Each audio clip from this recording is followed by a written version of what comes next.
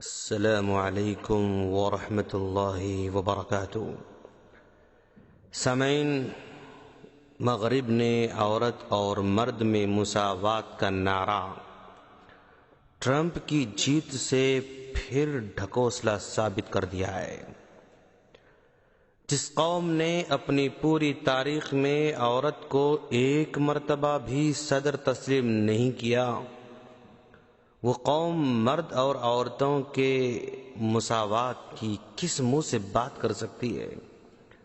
مغرب میں جہاں عورتوں کو نوکری سے صرف اس لیے نکالا جاتا ہے کیونکہ وہ اب حاملہ ہو چکی ہے، جہاں پوری تاریخ میں آج تک عورتوں کی تنخواہیں مردوں کے برابر نہ ہو سکی ہیں، نہ ہی آئندہ 100 سال تک اس کی کوئی امید کی جا سکتی ہے، جہاں بڑی بڑی کمپنیوں کے ڈائریکٹروں میں عورت کا نام و نشان تک نہیں ہے، جہاں اعلیٰ انتظامی عہدوں میں عورتیں صرف 5% تک ہیں، جہاں XXX انڈسٹری کے لیے لاکھوں خواتین فراہم کی جاتی ہیں، جہاں پر ہر 5 عورتوں میں سے 3 کا مقدر طلاق ہوتا ہے، جہاں پر عورت کے عام قاتل اس کے دوست، اس کے شوہر یا سابق شوہر ہی ہوا کرتے ہیں، جہاں پر جبری شادیوں کا شکار 80% خواتین ہوتی ہیں، جہاں پر عورت شادی شدہ ہونے کے باوجود بھی مرد کی کمائی سے آرام نہیں کر سکتی ہے، جہاں پر عورت ماں بننے کے باوجود بھی بچوں کی کمائی سے آرام نہیں کر سکتی ہے، جہاں عورت کسی کی بیٹی ہونے کے باوجود بھی باپ کی نصیحت قبول نہیں کرتی ہے، جہاں پر عورتوں کی آبرو ریزی کرنے والے کو کوئی سبق نہیں سکھایا جاتا ہے، جہاں پر عورتوں کے ساتھ جیلوں میں بھی بدسلوکی کی جاتی ہے، معمولی کھانے پینے کی چیزیں، صابن، شیمپو تک کے لیے عصمت کا سودا کرنا پڑتا ہے، جہاں پر فوج میں بھی عورتوں کے ساتھ بدسلوکی عام ہے۔ ان تمام بدنما داغوں کے ساتھ اپنی جھوٹی زبانوں سے دعویٰ کرتے ہیں عورتوں اور مردوں میں مساوات ہونا چاہیے، لیکن اب تک امریکہ میں 45 صدر بن چکے، ایک مرتبہ بھی عورت کو اس لائق نہیں سمجھا گیا کہ وہ صدر بن سکے۔ حال تو یہ ہے کہ اس مرتبہ اس کو صدر بنایا گیا جس نے برسر عام عورتوں کی توہین کی، جس کے پاس عورت کا کوئی مقام نہیں ہے، جس کے پاس عورتوں کی کوئی عزت نہیں ہے، جس کا کوئی پازیٹیو کارنامہ نہیں ہے، جس کا کوئی پازیٹیو بیک گراؤنڈ نہیں ہے۔ حیرانگی کی بات یہ بھی ہے دوستو، امریکہ میں مقیم ہندوستانی جو یہاں ہندوستان میں عورتوں کو مرد کے برابر حصہ ملنا چاہیے، دونوں میں مساوات ہونا چاہیے، عورتوں کو ترقی کا موقع دینا چاہیے کا ڈھکوسلا نعرہ لگاتے ہیں، وہ بھی امریکہ میں جا کر عورت کے خلاف ہو گئے، انہوں نے بھی ایک عورت کے خلاف ووٹ دیا۔ کیا ان کے 2 چہرے نظر نہیں آتے ہیں؟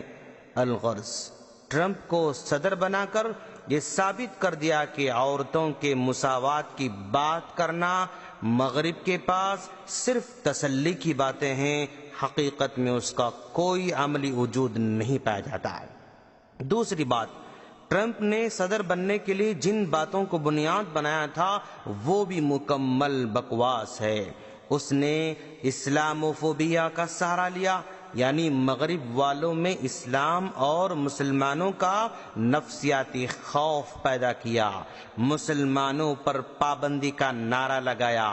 عوام بھی کتنی بیوقوف ہے دوستو، جو میڈیا کی ہر بات پر یقین کر لیتی ہے، اس کے پاس نہ سٹڈی ہے، نہ تجزیہ ہے، نہ سمجھ ہے، نہ بوجھ ہے، مسلمانوں سے کیوں کر ڈر رہی ہے، حالانکہ اس وقت مسلمانوں کے پاس نہ سیاسی طاقت ہے، نہ فوجی طاقت ہے، نہ اس کے پاس سائنس اور ٹیکنالوجی کے کمالات ہیں، نہ معاشی خوشحالی کی طاقت ہے، حتیٰ کہ میڈیا نے مسلمانوں کو اس قدر منفی بنا کر پیش کیا کہ کوئی اس سے متاثر بھی نہیں ہو سکتا ہے، پھر بھی یہ سیاسی بازیگر ہر جگہ مسلمانوں کا خوف پیدا کرتے ہیں۔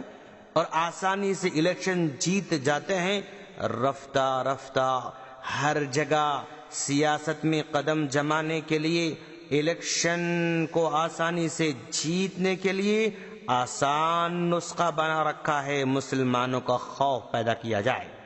الیکشن جیتنا ہو تو بس مسلمانوں کے خلاف بولو، ان پر پابندی کی بات کرو، ان کے خلاف نفرت کا ماحول پیدا کرو اور الیکشن جیت جاؤ۔ ہندوستان میں بھی یہی حربہ استعمال کیا جا رہا ہے۔ ایسے موقع پر مسلمانوں کو بھی صبر کا مظاہرہ کرنا ہوگا۔ تاریخ بھی اس بات پر گواہ ہے کہ فرعون بھی اپنی سلطنت کا بغیر اپوزیشن کا بادشاہ تھا، اس کی برابری کرنے والا کوئی نہیں تھا۔ ساری فوج اس کی، ساری زمین اس کی، ساری دولت اس کی، ساری رعایا اس کی، سارے باغات اس کے، سارے کاروبار اس کے، ہر گھر میں اس کا راج تھا۔ اس کے باوجود بھی ایک نہتے موسیٰ، جن کا نہ کوئی مددگار تھا، نہ کوئی رسوخ تھا، نہ مال تھا، نہ تجارت تھی، نہ خاندان تھا، نہ کوئی سہارا تھا، فرعون نے لوگوں سے یہ کہا کہ یہ موسیٰ تم کو اپنے ملک سے نکالنا چاہتا ہے، تم پر غالب آنا چاہتا ہے۔ دیکھا آپ نے کہ فرعون بھی اسی سائیکولوجی کو استعمال کر چکا ہے، اور آج کے سیاسی بازیگر بھی فرعون کی سیاسی چال بازیوں کو ہی استعمال کر رہے ہیں۔ جب ہمارے آخری نبی صلی اللہ علیہ وسلم آئے تب بھی یہ فوبیا جان بوجھ کر پیدا کیا گیا۔ دار الندوہ میں مکہ کے سردار سر جوڑ کر بیٹھتے تھے کہ کس طرح اللہ کے رسول اور اسلام کو بدنام کیا جائے، اس کی اشاعت کو روکا جائے۔ شاعر اور کاہن تک کہا گیا۔ عرب کے قبیلوں میں یہ بات پھیلائی گئی کہ مکہ میں ایک جادوگر ہے جو اس کے زیر اثر آ جاتا ہے، وہ اپنے آبائی دین کا نہیں رہتا، وہ اپنے خاندان سے کٹ کر اسی کا ہو جاتا ہے، اس کے پاس ایسی چیز ہے جو ماں باپ، میاں بیوی اور بھائیوں کے درمیان جدائی پیدا کر دیتا ہے۔ اب بتائیں، جب رحمت للعالمین کے خلاف ہی فوبیا پیدا کیا گیا تو ہم اور آپ کس کھیت کی مولی ہو سکتے ہیں؟ دوست، تاریخ میں جس قدر مسلمانوں کے ساتھ بے انصافی ہوئی، جس قدر ظلم ہوا، جس قدر عدم رواداری کا معاملہ کیا گیا، اگر کسی اور قوم کے ساتھ کیا گیا تھا تو وہ قوم مٹ گئی ہوتی، اس کا نام و نشان تک نہ ہوتا۔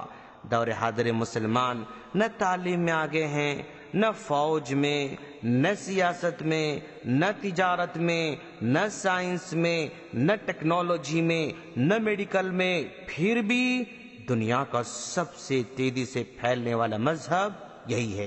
کیا وجہ ہے؟ کیا وجہ ہو سکتی ہے دوستو؟ صرف اس کی خوبیاں ہیں جو کسی اور مذہب میں نہیں پائی جاتی ہیں۔ اسلام اپنی خوبیوں کے بل بوتے پر پھیلتے جا رہا ہے، کسی کے پھیلانے سے نہیں، کسی کے سمجھانے سے نہیں، کسی کے بولنے سے نہیں، کسی کے تائید کرنے سے نہیں، وہ اپنی خوبیوں کے بل بوتے پر ہر گھر کے دروازے کو دستک دے رہا ہے۔ اس کو جتنا ہی دباؤ گے اتنا ہی ابھرے گا۔ ٹرمپ کی کامیابی مغرب کی بیمار ذہنیت کا نتیجہ ہے۔ جو قوم بیمار ذہنیت کے ساتھ پلتی رہے گی، اس کے میرے کارواں، اس کے لیڈر ہمیشہ اس کو لوٹتے رہیں گے۔ سب کو لے کر چلنے کے بجائے الگ چلنے کی بات کریں گے۔ سب کے لیڈر بننے کے بجائے ایک محدود فکر اور تنگ ذہنیت کے لوگوں کے ہی لیڈر بننا چاہیں گے۔ ایسے نازک موقع پر مسلمانوں کے پاس کیا لاہ عمل ہونا چاہیے، ہم اگلی کڑی میں ذکر کریں گے انشاءاللہ۔ ہم اللہ سے دعا کرتے ہیں کہ باری تعالیٰ تو لوگوں کو صحیح فکر عطا فرما اور مسلمانوں کو اسلام کو سمجھ کر عمل کی توفیق عطا فرما، اور ساری دنیا والوں کو اسلام کی سچائی کو سمجھنے کی توفیق عطا فرما۔ آمین۔ السلام علیکم ورحمۃ اللہ وبرکاتہ۔